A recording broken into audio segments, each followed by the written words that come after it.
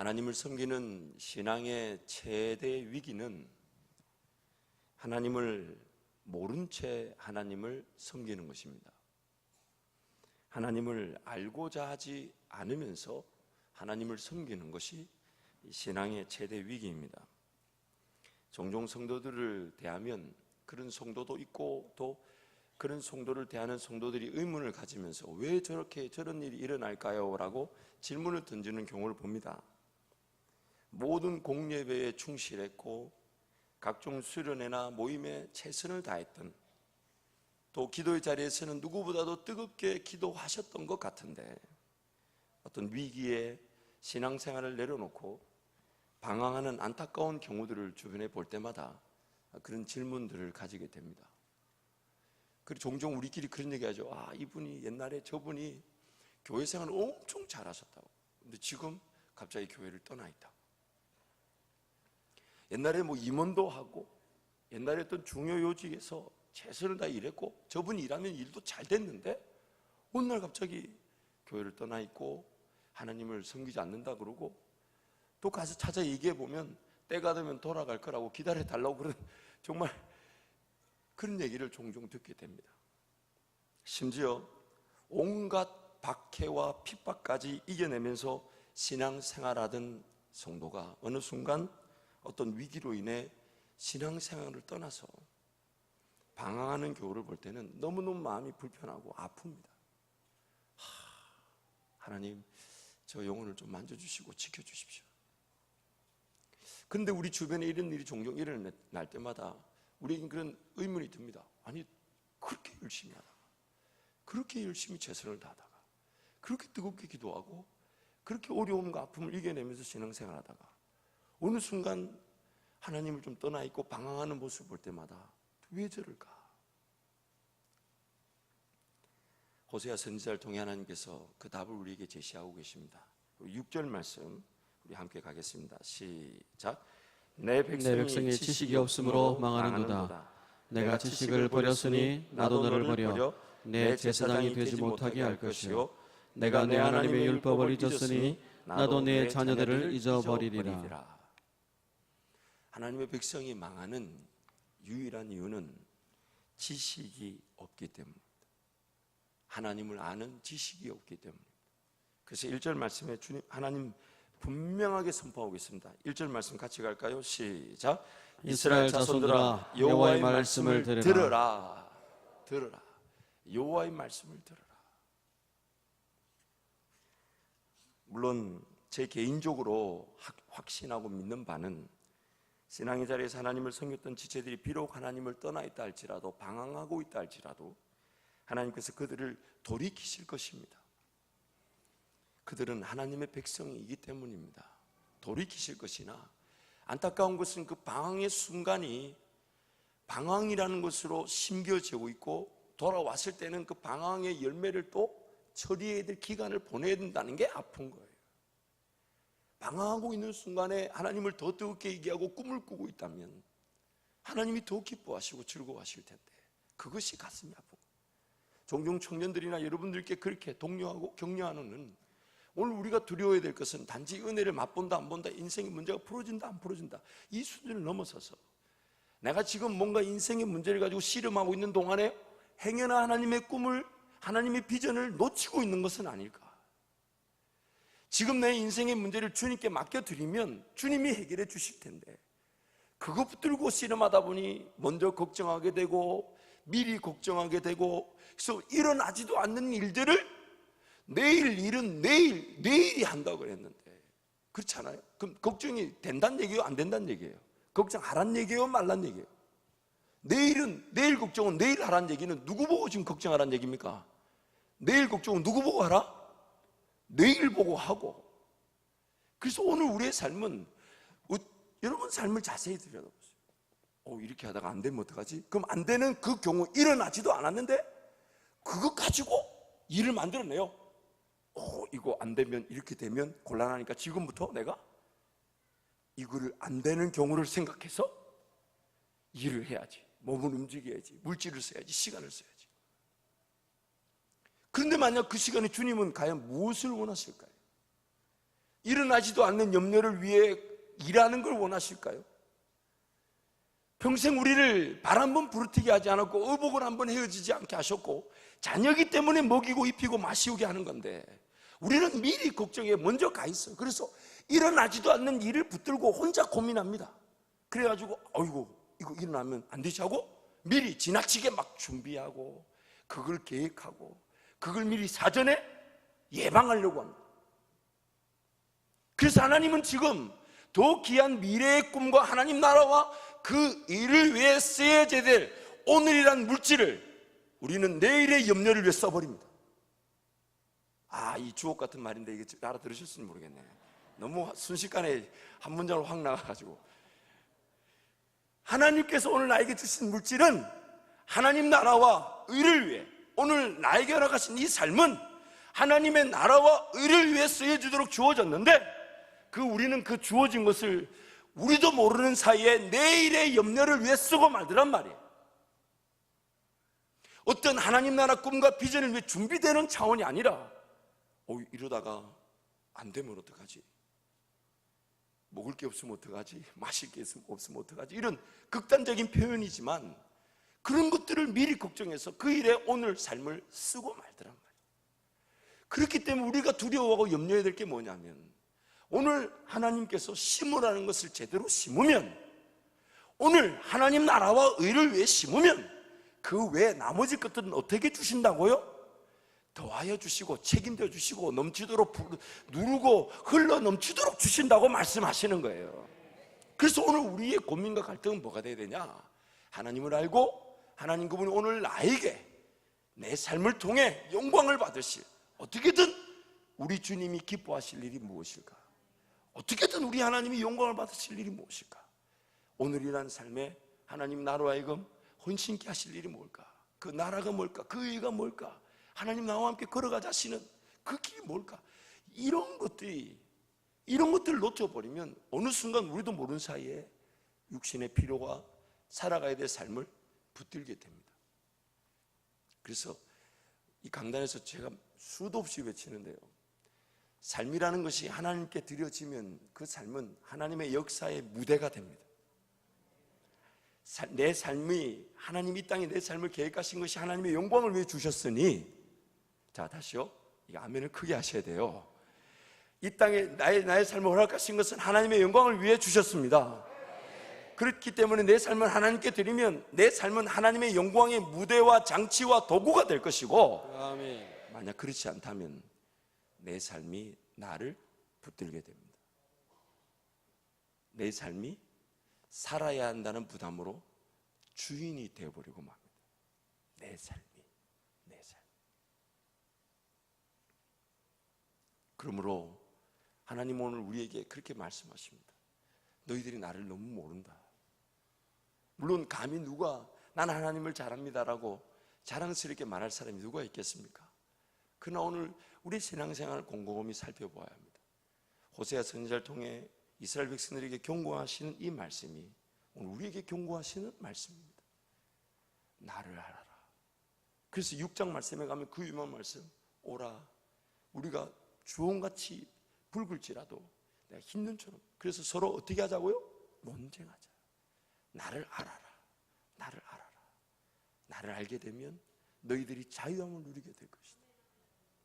자유함을 누리게 될 것이다. 그렇기 때문에 하나님을 아는 지식이 없어서 백성들이 망하는 것입니다. 사업에 아이디어가 없어서 망하는 게 아닙니다. 직장에 어떤 돌파구가 보이지 않기 때문에 망하는 게 아닙니다. 하나님을 아는 지식이 없기 때문에 망하는 것입니다.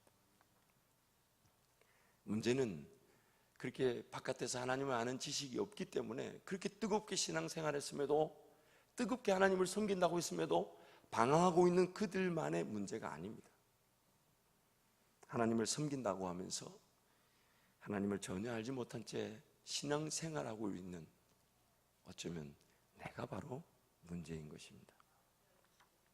그래서 하나님을 아는 지식이 없이 신앙생활하는 것은, 우리 화면에 한번 하나씩 띄워줄까? 첫 번째는 하나님을 아는 지식이 없이 신앙생활하는 것은 모래 위에 서 있는 것과 같이 무너지고 넘어질 위기를 피할 수가 없습니다. 모래 위에 서 있는 것 같이 무너지고 넘어질 위기를 피할 수가 없습니다. 두 번째는 하나님을 아는 지식 없이 신앙생활하는 것은 물을 떠다 놓고 비는 것과 같은 무속신앙에 갇히고 맙니다. 이런 것이 어떤 병폐가 있냐면, 내가 이렇게 안 했기 때문에 혹시 심판당하는 건가? 내가 그때 마음에 작정했던 헌금 안 해가지고 하나님 나를 벌 주시는 건가? 이 모든 것들이 바로 이 무속신앙과 결부되어 있는 거예요. 물 떠다 놓고 내가 기도를 제대로 안 해가지고 내가 이런 일을 당하는 건가? 왜 그런 신앙생활을, 왜 그런 어리석은 생각과 그런 병폐에 사로잡힐까요? 하나님을 모르니까. 세 번째는 하나님 아는 지식이 없이 신앙생활하면 열매를 거두지 못하는 농사를 짓는 것과 같이 허무합니다. 씨를 뿌렸고 그래서 뭐가 나오면 열매가 딱 거둬줄 줄 알았는데 이상한 열매가 막 맺혀지면 기분이 어떻겠습니까? 엄한 그 식물만 뿌리 뽑아가지고 땅을 패치면서 그럴 때 쓰는 말 있죠. 혼자 패악질한다고. 네 번째는 하나님을 아는 지식이 없이 신앙생활하면 믿어야지 하면서도 신앙의 확신과 믿음이 견고하지 않습니다. 믿어야지 하는데 안 믿어져요. 하나님 말씀이 말하는데 그것 자체가 나에게 와닿지가 않아요. 왜냐하면 하나님 아는 지식이 없어서 그렇습니다. 마치 인생의 진도가 나가야 되는데 수학 문제 차근차근 A를 알아야 B를 아는데 A는 모르는데 B를 풀려고 하니까 B가 풀어질까요? 안 풀어질까요? 안 풀어져요. 확신이 생기죠. 다섯 번째는 하나님 아는 지식이 없으면 머리로는 알면서도 각종 의심, 회의 등의 하나님을 부정하는 것들이 마음에 가득해서 이겨내질 못합니다. 그래가지고 모든 게 의문이에요. 저게 왜 저래? 그러니까 나중에는 그 의문이 풀려지지 않으니까 막 화가 나는 거예요. 화가 나니까 어떻게 행동하냐? 그 사람을 평가하고 판단하고 교회를 평가하고 판단하고 이런 어리석은 짓을 하는 거예요. 하나님의 그 원리 속에서 하나님의 일하심을 믿는다면 우리는 의심과 회의, 그런 의문에 사로잡히지 않습니다. 자유와 기쁨과 평안을 누리게 돼 있죠. 하나님을 모르다 보니 이런 일들이 일어나는 거예요. 제가 DTS 훈련을 3개월 마치고 이제 그 2달 동안의 선교 여행을 갈 때 이제 이스라엘과 팔레스타인, 팔레스타인에 머물렀는데 그 팔레스타인이 우리 성경을 말하면 블레셋입니다. 블레셋인데 지금으로 따지면 이제 팔레스타인 자치정부인데 그 베들레헴이 이스라엘이 아닌 팔레스타인 땅이에요. 그리고 우리가 머물렀던 숙소가 이런 그 보아스의 뜰 아시죠? 보아스와 룻이 그날 밤에 그 사랑을 나누었던 그 뜰자리의 숙소에 우리가 머물게 됐어요. 그리고 이제 거기 있다가 한 달을 거기 있다가 이제 러시아로 가서 한 달 있었는데, 러시아는 이 공산국가의 사회주의 체제에서 이제 20년 전에 이제 자유주의를 시장 경제 체제를 받아들여서 나라가 많은 변화가 일어나고 있더라고요.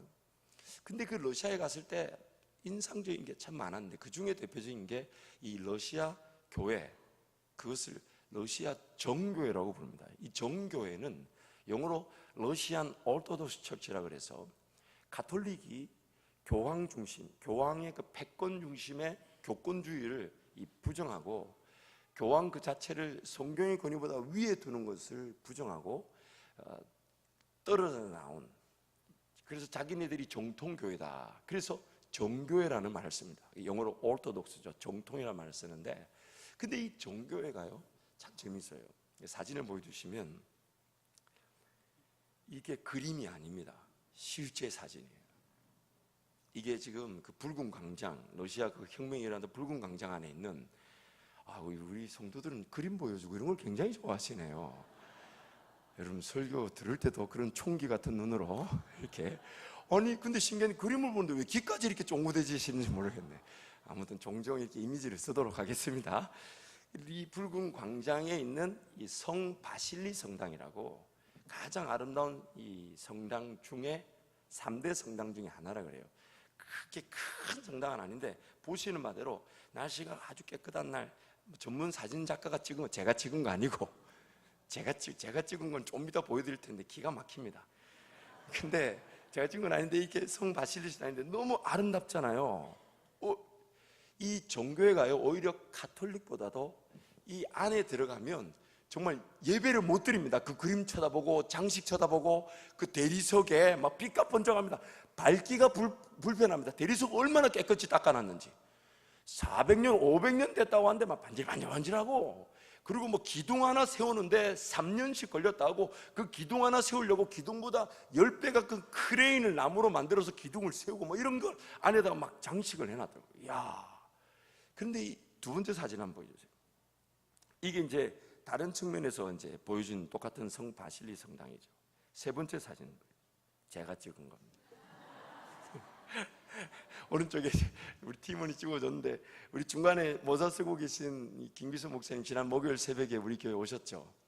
그래서 이 성 바실리 성당인데, 여러분 제가 이 그림을 왜 보여주냐면, 이 러시아 정교회가 하나님을 아는 지식을 떠나면서 성도들이 하나님을 알고자 하지 않다 보니까 그 성도들에게 어떻게든 교회를 알고 교회를 지키도록 만들어야 되는데, 성도들이 하나님을 알고자 하지 않고 교회를 떠나다 보니까 뭘 만들었냐면 화려한 장식들을 만들었어요. 그래서 지나가다가 교회를 보면서 한 번쯤 하나님이 나를 도우시겠지 이런 생각하라고. 물론 그 자체를 제가 완전히 다 부정하진 않습니다만은 내용이 빠진 채 형식만 남아있네요. 특히 여러분 성화 그림 있죠. 모든 뭐 마리아 성화, 이런 아들 안고 있는 거, 뭐 이런 성화는 모두가 다 가톨릭보다는 정교회에서 다 만들어져요. 그래서 러시아는 집에 가보면 교회는 안 나가는데 성화는 딱 조금 그렇게 크지 않아요. 요만한 성화를 집에다 딱 제일 보기 좋은 자리에다 걸어둡니다. 그리고 항상 가기 전에 하나님 나를 지켜주세요 이러면서 가고. 근데 교회는 안 나갑니다. 성경도 안 읽습니다. 95%의 종교회, 러시아 땅에 있는 95%의 종교회는 주일날 예배를 드리지 않습니다. 왜냐하면 성도들이 안 옵니다. 하나님께서 오늘날 우리에게 주신 은혜는 하나님 그분을 알아가면서 우리가 하나님의 자녀다운 그 분명한 인생길, 걸어가야 될 하나님과 동행의 길을 걸어가는 것이 하나님의 뜻인데, 어느 순간 하나님을 알고자 하지 않는 것, 삶이 우선이 돼버리고 삶에 묶이다 보니까, 그 나중에는 교회가 성도들이 안 오니까 화려하게 지어놔서 지나가다가 보고 한번 생각이라도 하라고 화려하게 지어. 그리고 거기에 국가가 결탁하고. 이 러시아 정교회가 받아들여진 배경을 선교사님이 설명하시는데 뭐라고 그러시냐면, 정부가 국민들을 어떻게든 달래야 되는데 국민들에게 어떻게 하면 이 좀 달랠까 고민하다가 우리가 종교를 소개하자. 단 정부가 통제할 수 있는 종교를 소개하자. 그래서 캐톨릭을 보니까 캐톨릭은 중앙정부제니까 이 만만치 않은 거예요. 개신교를 받아들이려니 이 개신교는 중앙정부하고는 전혀 관계없이 자기네들끼리 막 오히려 정부를 위협하는 존재처럼 보이니까 고민하고 있는 것 같아. 이 종교회를 만난 거예요. 그래서 국가가 이 종교회를 엄청 밀어줍니다. 그래서 공산권이 이전에 황제 시대에도 종교회는 그 국가의 지원을 받아서 교회를 짓고, 정부가 성도들이 헌신하고 기도하는 터 위에 교회가 세워진 게 아니라 국가가 밀어줍니다. 나중에는 이 국가가 돈이 너무 많으니까 뭐까지 했냐면, 이스라엘 가면 성지라는데 사실 죄송합니다, 그 성지가 아니에요. 그냥 기념교회들인데 그 기념교회들이 대부분의 기념교회들이 다 그리스나 러시아 종교회가 다 세워놓은 교회들이에요. 그리고 입장료 내고 들어가요. 교회 입장료 내고 들어가요. 그래서 제가 입장료 아까워서 안 들어간 교회도 있어요. 그 들어가 보면 뭐는 뭐 성화 몇 개 있고 뭐 자기네들 미사 드리는 거 볼 텐데 그 돈으로 제가 북한 선교하지. 이번 주 해야 되겠네요. 그렇게 생각만 했는데, 성도들이 하나님을 알고자 하지 않는 순간 교회는 점점점 변질되어 갑니다. 하나님 말씀을 주야로 묵상한다고 다윗이 시편 기자가 그렇게 즐거움을 표하고 있고, 꿀송이보다 달다고 하는 그 말이 오늘 나에게 와닿지 않는다면 오히려 내 신앙생활 그런 데 비추어서 아파할 줄 알고 힘들어할 줄 알아야 되는데, 굴성이처럼 달지 않고 말씀이 주야로 묵상되지 않는 것을 두려워할 줄 알아야 될 텐데, 내가 뭔가 지금 병들었고 내가 뭔가 내 신앙생활이 잘못된 길에 서 있다고 그것을 하나의 기준으로 삼을 줄 알아야 되는데, 그런 아픔조차 없이 살아가고 있다면 과연 우리는 하나님을 안다고 말할 수 있을까요? 나중에 우리 한밭에 이렇게 이 외장에다가 제가 러시아 종교처럼 이렇게 만들어 드릴지 몰라요. 물론 그 조각상에다 제가 작게 글을 써놓을게. 누구야 돌아오거라 이러면서. 또 그것도 함부로 크게 써놓으면 또 뭐 공격하고 뭐 고소하고 난리를 칠 판이니,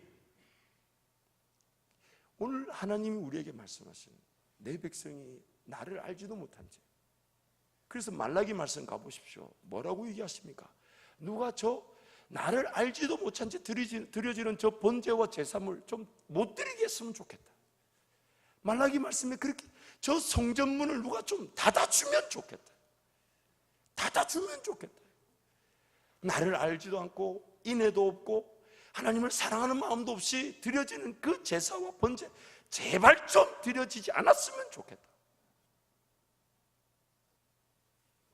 사랑하는 성도 여러분, 하나님께서 오늘 우리에게 성령을 통해 이 말씀을 완벽하게 기록해 주셨습니다. 완벽하게 기록해 주셨습니다. 뺄 것도 없고 더할 것도 없이.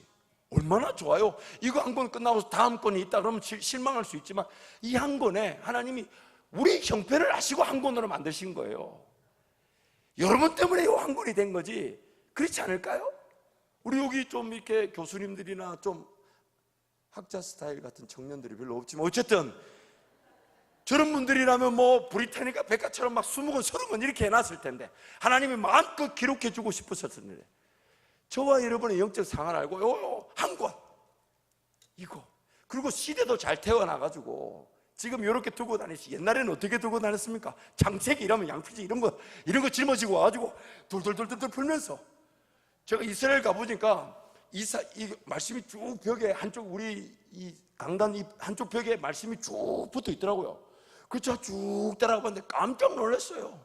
그 양피지 그 길이가 이사야 7장이더라고. 그 길이가 이사야 한 장이야, 한 장. 그래서 제 속으로, 시대도 잘 타고났네. 아니 그렇잖아요. 시대도 잘 타고나야지. 그거 들고 어떻게. 그리고 우리 장로님들마다 당번을 정해야 돼. 오늘은 창세기는 어느 장로님 들고 다니시고, 레위기는 누가 들고 오시고, 찢어지면 안 됩니다. 그거 물들여도 안 돼요. 장로님 그거 만약에 찢어지면 장로님 다시 쏘셔야 돼요. 이럴 판인데, 하나님이 지금 이 시기에 우리에게 이런 은혜를 주셨는데, 이것이 은혜인 줄 모른다면 오늘 우리 삶은 결코 자유할 수가 없습니다. 우리의 영혼을 거듭나게 해서 예수님을 믿게 하는 것은 오직 하나님의 역사밖에 없습니다. 막 태어났지만 아무것도 모르는 거듭난 영혼들을 먹이고 입히고 자라게 하는 것도 오직 하나님의 말씀의 역사밖에 없습니다. 타락한 죄인의 자리에서 정상적인 하나님의 자녀로서의 자리로 이끌려지도록 회복시켜주는 역사도 오직 하나님의 말씀의 역사밖에 없습니다. 죄가 뭔지를 알게 하시고, 죄를 분별하게 하시고, 죄를 이길 수 있도록 능력을 주시는 것도 하나님의 말씀의 역사밖에 없습니다. 무엇보다도 거두어야 할 열매를 거두어서 그 열매를 맛보며 하나님께 영광을 돌릴 수 있게 하는 것도 이 하나님의 말씀밖에 없습니다. 하나님을 아는 것은 거듭난 하나님의 사람들에게 허락된 최고의 은혜이자 능력인 것입니다. 최고의 은혜이자 능력인 것입니다. 하나님을 알고자 하는 우리 그리스도인들에게 없어서는 안 되는 은혜인 것입니다. 하지만 안타까운 것은 우리의 이 본성 자체가 타락되어 있어서 점점점 주님을 닮아가고 성화되어져 가겠지만, 타락한 이 본성 자체 때문에 하나님을 알고자 하는 것에 수많은 장애와 어려움들이 존재하고 있습니다. 요한복음 7장 19절부터 22절 말씀 우리 같이 한번 읽겠습니다. 시작. 예수께서 대답하여 이르시되 너희가 이 성전을 헐라 내가 사흘 동안에 일으키리라. 유대인들이 이르되 이 성전은 46년 동안의 지역근을 내가 3일 동안에 일으키겠느냐 하더라. 그러나 예수는 성전된 자기 육체를 가리켜 말씀하신 것이라. 죽은 자 가운데서 살아나신 후에야 제자들이 이 말씀하신 것을 기억하고 성경과 예수께서 하신 말씀을 믿었더라. 22절 말씀을 띄워놔 주시고 29절 말씀 보면 예수님 말씀하시죠. 저 성전을 허물라 내가 사흘 동안에 일으키겠다. 그 사흘 동안 일으키겠다는 것은 건물 성전이 아니라 성령이 우리 가운데 거하시는 성령 성전을 뜻하신 것이죠. 그런데 안타까운 것은 그 얘기를 듣는 다른 사람들뿐만 아니라 제자들조차도 그 얘기를 들을 때에 그 말씀을 그 당시에 깨달았다 못 깨달았다, 성경이 뭐라고 얘기합니까? 깨닫지 못했다는 거예요. 죽은 자 가운데서 살아나시고 승천하시고 성령이 오신 다음에야 성령이 자기 안에 임하고 난 다음에야 주님이 그때 하신 말씀이 이거였구나를 그때서야 안 거예요. 여러분, 우리가 하나님 말씀을 대할 때에 우리 가운데 그 하나님을 아는 지식, 하나님 말씀을 깨닫는 일에 수많은 장애와 어려움인데 그 중에 가장 대표적인 장애와 어려움이 뭐냐면 이성적인 깨달음에만 머무를 수 있다는 겁니다. 이성적인 깨달음에만 머물 수 있다는 거예요. 심지어 그 이성적인 깨달음만으로도 성경을 가르치는 일도 일어날 수 있습니다. 이게 저에겐 두려움입니다. 아볼로라는 사람을 바울이 만났을 때 아볼로는 성경을 가르치는 자였어요. 그러나 그에게 성령을 소개했을 때 아볼로가 성령을 몰랐어요. 그래서 바울이 아볼로에게 성령이 임할 것을 위해 기도해 주었죠. 성령을 모르는데도 성경을 가르치고 있었어요. 오늘 우리 삶에 우리가 두려워해야 될 것이 이런 것입니다. 여러분, 하나님 말씀을 펴서 읽는다고 할 때, 그래서 왜냐하면 우리는 하나님을 알아야 되니까, 하나님을 모르면 내 삶은 방황과 그 어려움을 피할 수가 없으니까. 그래서 하나님 말씀을 펴서 묵상하지만 우리가 가진 장애가 뭐냐면 이성적인 깨달음만으로 머무를 수 있다는 거예요. 거기에 만족하고 있을 수 있다는 거예요. 성령 하나님이 나를 도우셔서 이 말씀을 대하게 하시고 성령 하나님이 이 말씀을 대할 때에 나의 귀로 하여금 들을 수 있는 귀가 되게 하시고 내 마음밭이 옥토가 되게 하지 않으시면 우리는 하나님 말씀을 깨달았다고 하지만 아무런 열매가 나타나지 않습니다. 그래서 기록된 하나님의 말씀을 성령의 조명 없이도 인간적 이성으로 깨닫는 수준에 머물러 있을 수 있다는 거예요.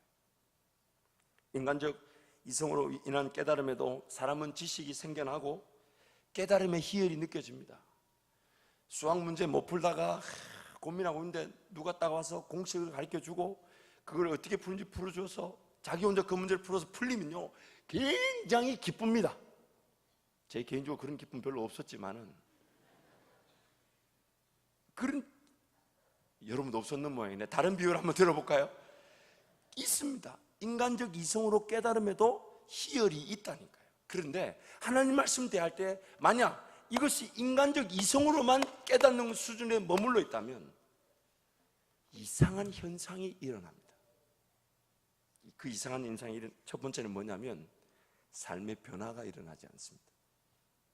삶의 변화가 없습니다.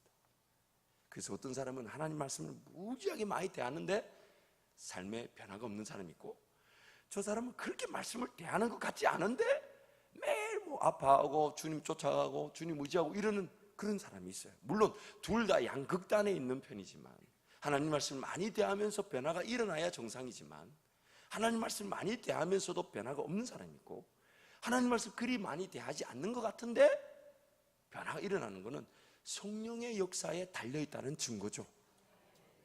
두 번째는 알고 있지만 적용이 잘 안 되고 실천이 안 됩니다.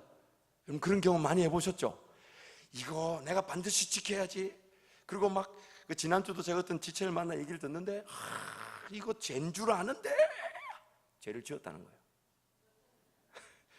이거 절대로 안 짓는다 했는데 또 지었다는 거예요. 그게 몰라서 짓는 게 아니었어요. 물론 몰라서 짓는 경우도 있죠. 그럴 때는 또 마음이 아프지만, 하나님, 그래서 용서함 받고, 하나님 절대로 제가 이제 안 짓도록 도와주십시오 했는데, 뻔히 보면서 이거 그 죄 같은데 하고 지워버려요. 그 왜 그럴까요? 성령의 직접적인 도우심을 구하지 않기 때문에. 세 번째는 인간적인 이성으로만 깨닫다 보니까 자꾸만 알레고리칼한, 알레고리 뭡니까? 이렇게 물고 해서 요 이상한 요런 거 뭔가 뭐 어떻게 표현해야 될까요? 그 까분들 양파인데 그걸 자꾸 깔래 하는 거예요. 뭐 안에 까면 뭐가 있는 것처럼 그걸 자꾸 뭐 이런 걸 깨고 까야 된다는 식으로 얘기할 때 그런 걸 또 좋아해요. 그리고 또 지나치게 깊게 파고드는 막 그런 거 있잖아요. 제가 그 형제한테 그 같이 전도여행을 갔던 형제 중에는 질문을 하는데 처음에 그 질문을 성경에 있는 질문이라고 질문을 들었을 때는 나도 그거 잘 모르겠네. 그래서 나도 잘 모르겠다고 한번 찾아보겠다고. 그래서 나중에 찾아보니까 그거에 대해서 답을 해놓은 사람 별로 없어요. 그래서 혼자서 그냥 묵상하다가 제 의견을 주고, 그때 또 그 형제는 준비됐다는 듯이 또 다른 질문을 던져요. 근데 그 질문을 들어보니까 그러네, 그 질문이 되네 이러면서 또 혼자 찾는데, 나중에 세 번째쯤 가니까 내가 지금 뭐 하고 있나 지금. 그래서 내가 이거 주님 믿고 따라가는 것에 그렇게 직접적인 연관이 없는 것 같은데, 그래서 그 형제한테 물었어요. 이게 왜 궁금했냐고. 그래 물었더니 그냥 궁금했다 그러더라. 그냥 궁금해. 근데 그 형제는 굉장히 성경을 알고 싶어 하는데 자기도 모르는 사이에 지나치게 깊게 들어가는 거예요. 지나치게. 그 열정이나 그 마음은 모르는 바가 아니죠. 그러나 어느 순간 인간적인 이성적 깨달음에 머물러 있으면 심고 거두는 열매를 거두는 일이 없다 보니까 자연스럽게 엉뚱한 방향으로 가버리는 거예요. 삶의 변화도 없고 인간적 이성을 만족시키는 일만 추구하게 되더라는 거예요. 그래서 강단에 있는 말씀을 자기가 평가하기 시작합니다. 판단합니다. 목사님 오늘 저 주소가 안 맞네 뭐 이러면서. 아니 그런 분들이 있어요. 잘못된다는 건 아닙니다. 그런 생각. 그러나 그것이 판단이 어떤 결과를 미치냐면 강단에서 어떤 말씀이 선포되든 그 말씀의 은혜를 누리지 못합니다. 그래서 이성적 깨달음의 가장 대표적인 증상은 판단하는 것입니다. 교회를 판단하고 다른 성도들을 판단하고 심지어 자기 자신까지도 용서치 않고 판단합니다. 그리고 나도 용서치 않고 판단하니까 다른 사람을 판단하는 것에 자기가 스스로 위안을 삼습니다. 나도 그렇고 니도 그렇고. 가장 안타까운 것은 이 이성적 깨달음 때문에 열매를 보지 못합니다.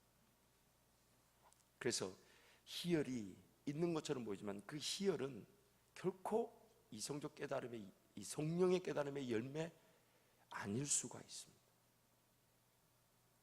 사람으로 하여금 더 오리무중에 빠지게 하고, 그러다가 결국 어디로 가겠습니까? 이단에 빠져버리는 거예요. 신천지가 주로 쓰는 방법이 뭡니까? 뭐 비유풀이 이래가지고 애매한 주제, 그러나 안 들으면 안 될 것처럼 주제를 던져놓고 거기 가지고, 안 그래도 대부분 이단에 속는 이유가 뭐냐면요, 하나님을 알아야 된다는 부담을 가지고 있는데 그 하나님을 아는 그 방법이 하나님 말씀 앞에 인내하고 기도의 자리, 예배의 자리에서 인내해야 되는데, 내 삶은 바쁘고 하나님은 알아야 되겠는데, 그래서 자꾸만 지름길을 찾는 거예요. 숏것을 찾는 거예요. 그런데 어느 날 누가 짧고 굵고 분명하게 한 방에 가르쳐 줍니다. 그러니까 쑥 가버리는 거예요. 그냥.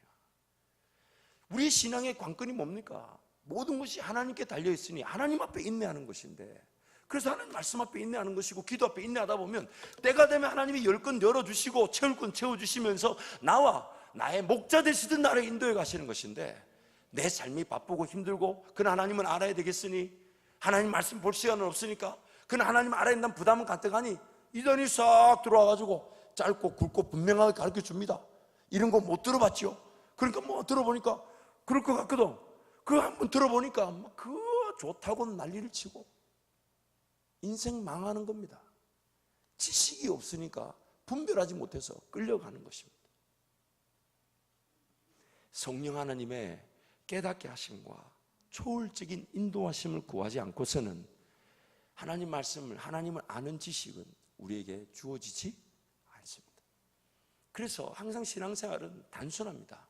말씀과 기도다. 그 말은 뭐냐면 하나님을 알고자 말씀에 거하고, 그러나 내가 읽었지만은 대했지만은 이 깨달음이 이성적 깨달음에 머물러 수 있었으니까, 심겨지지 않고 적용되지 않고 열매로 나타나지 않을 수 있으니 그 말씀 붙들고 기도하는 거예요. 하나님, 이 말씀이 저 안에 심겨지게 하여 주옵소서. 이 말씀이 열매 자라게 하여 주시고 열매 맺게 하여 주옵소서.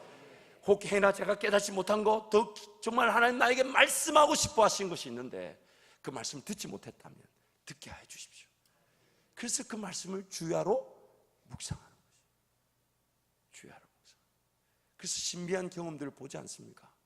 하루에 꾸준히 읽어나던 말씀이 그날의 사건과 매치될 때도 있고요, 뜻밖의 말씀을 통해 와, 내 삶을 어떻게 하셨나 싶어서 강단에 선포되는 그 말씀으로 저거는 오늘 내 문제를 해결해 주신 말씀이라고 기뻐할 때도 있고요, 그리고 말씀을 읽어가고 암송하면서 그 말씀이 나중에는 암송한 그 자체가 능력이 있어서 암송만 했는데 막 힘을 얻고 대적하는 능력을 얻게 되는 경우도 있더란 말이에요.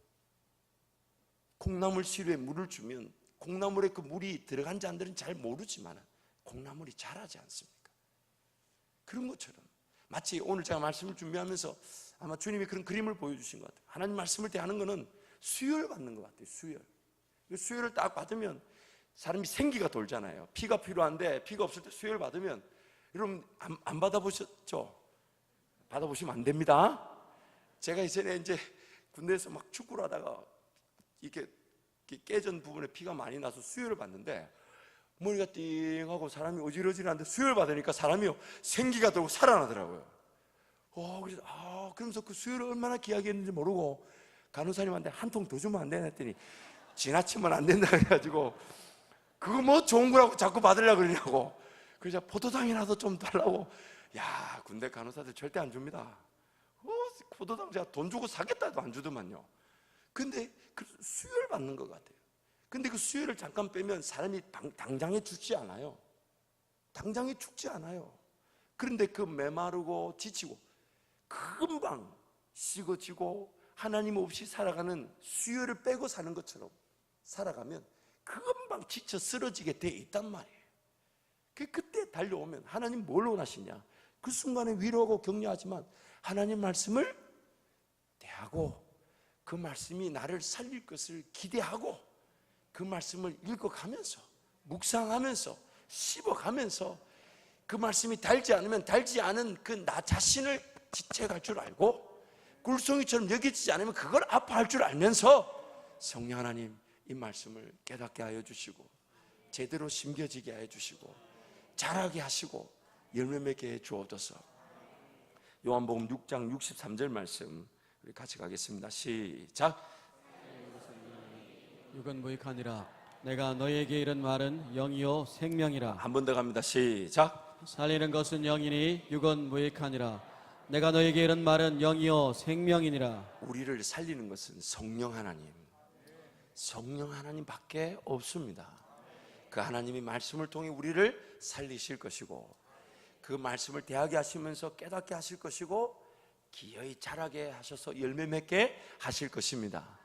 그 열매를 맛보면 이미 열매 맛보는 순간 삶이 변화된 걸 보게 되고 그 열매 가지고 또 하나님께 영광을 돌리고 그 영광을 돌리면 그 영광을 돌린단 말이 뭡니까? 더 큰 하나님의 은혜를 위해 또 심게 되고 마치 농사를 지으면 열매를 가지고 심으면 더 큰 농사를 짓듯이 그런 은혜의 연속성, 증가성, 점진적 성장의 그 길에서 하나님을 배우게 되는 것입니다.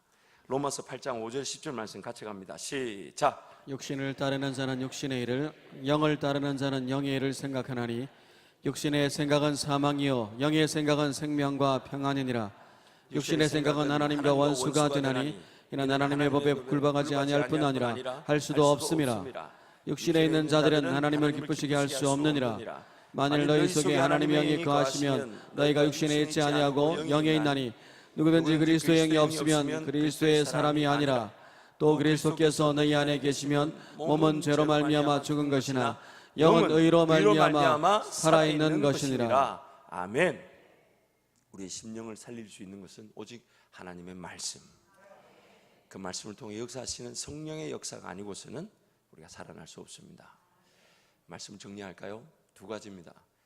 우리가 망할 수 있는 이유는 하나님을 알지 못하기 때문입니다. 하나님을 모르니까, 하나님을 모른 채 신앙생활하는 그 신앙은 결국 쓰러지고 넘어지고 아무런 열매를 보지 못하게 되는 것입니다. 그런데 하나님을 알기 위해 달려나왔을 때 우리가 가진 영적 장애는 이 말씀을 이성적 깨달음의 수준에만 만족하고 머무를 수 있다는 것입니다. 그래서 자꾸만 알레고리카라고 더 지나치게 깊게 파고드는 그런 말씀만을 사모하고 그런 것만 들으러 다니고 삶이 아무런 변화도 없고 하나님과 동행하는 것도 없고, 그래서 오늘 우리에게는 하나님을 반드시 알아야 되며, 그 하나님을 아는 일은 성령 하나님이 우리에게 알게 해주지 않으시면, 깨닫게 해주지 않으시면 우리는 그 하나님을 알 수가 없습니다. 그래서 하나님 말씀을 주야로 묵상하는 저와 여러분 되기를 축원합니다. 아멘. 하나님 말씀을 묵상하여 그 말씀에 불타오르. 그래서 여러분 말씀을 읽다고, 그리고 읽다 보면, 묵상하다 보면 기도할 때 그 기도가 살아나잖아요. 여러분 인생의 문제 가지고 기도하면 기도가 잘 안 살아납니다. 지난주에 설교드린 것처럼. 왜냐하면 인생의 문제는 대부분 하나님께 맡겨놓으면 끝나는 건데, 하나님께 안 맡겨놓으니까 혼자 붙들고 기도하다 보니까 하나님은 해줄 말이 없어요. 누가 나를 믿느냐 하면 끝나는 문제인데 못 믿으니까 이거 어떡할까요? 저거 어떡할까요? 저건 어떡할까요? 저놈의 새끼 저거 죽이나요? 마나요? 뭐 이러면서 고민하는 거예요. 그리고 집에 돌아가면 그 문제 뻔히 그대로 있어. 그 또 돌아오죠. 이거 왜 안 됩니까?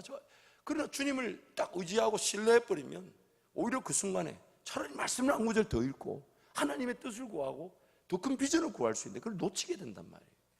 그러므로 오늘 우리의 삶의 중요한 것은 하나님을 아는 것이에요. 하나님을 아는 것입니다. 아멘. 하나님을 알면 삶은 자유하게 되어 있습니다. 아멘. 하나님을 알면 그분이 나와 함께 하신 그 임재와, 그래서 그로 인한 신뢰와 믿음이 가득해져서 어떤 일에도 벌벌 떨지 않습니다. 그런데 중요한 것은 성령 하나님이 아니고서는 하나님을 알게 할 수 있는 자가 없다. 내 머리로만 알고 내 지식으로만 알고 쓰러질 수 있어. 그래서 말씀을 주야로 묵상하고 정기적인 기도의 자리, 정말 하나님과의 만남의 자리 사모하고. 그래서 여러분 많이 경험하셨던 것 중에 하나, 그런 거 있잖아요. 새벽에 왔는데 오늘 또 그냥 가나 싶은데 어느 날 새벽에도 그냥 깜빡 졸고 있는데 그때 이상한 환상 하나 보여주시는데 잠이 벌떡 깰 만큼 와 주님 이런 거군요 하면서 감사하고 기뻐하고 할렐루야 아멘하고, 그러면서 와 내가 졸고 있었는데 이 순간에 하나님 말씀하셨네. 물론 그렇다고 다음에 졸 수는 없죠. 그런데 그럴 때가 있어요. 왜냐하면 하나님을 신뢰하고 믿고 걸어가는 길에 하나님이 때가 되면 분명하게 말씀하시고, 때가 되면 분명히 길을 열어주시고, 때가 되면 어떨 땐 나보다 먼저 걸어가 계시고 일을 처리해놓고 나를 기다리실 때가 있더란 말입니다. 그러므로 하나님을 아는 저와 여러분 되기를 축원합니다. 아멘. 성령 하나님 의지하여 인간적인 이성을 벗어난 성령의 깨달음을 사모하고 구하는 저와 여러분 되기를 축원합니다. 아멘. 기도하겠습니다. 우리 함께